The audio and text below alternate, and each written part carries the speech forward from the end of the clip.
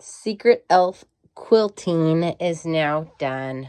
I am on a sit-down long arm, and straight lines are not my bestest of friends, but I think the thread color I chose helps it kind of disappear.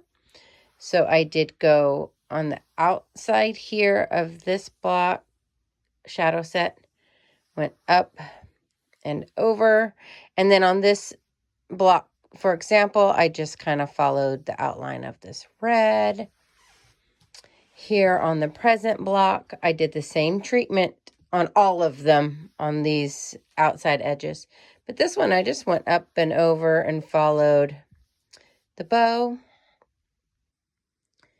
Here on the elf feet, I went down and around and just kind of, outlined it. On the applique sunbonnet Sue, what I did was I used my foot's roundness, the shape of it, the distance of it, and I just echo stitched all the way around the outside of her. On the star with the 16 patch, I actually just went right here. Not all batting, requires, there's a distance on a lot of them. And this one is, the size of my hand. So I think it's going to be just fine. Same with the applique mittens. I just did that echo stitch all the way around them.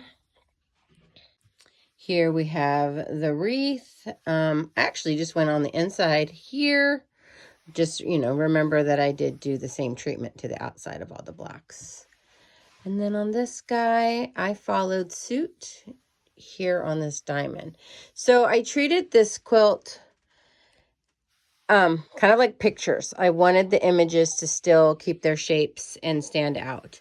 I didn't want to quilt it to death. I didn't want to put feathers and petals and flowers and echoing all over it. I kind of just wanted it to look like it wasn't quilted.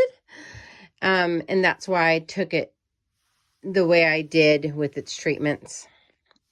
I did not do anything here on this sashing. It's only an inch. And I feel with this line here and this line here on all the blocks, it's just fine. I have gone and trimmed the batting even with the quilt. I'm going to trim the back down, and then I'm just going to use that to fold over and become the binding.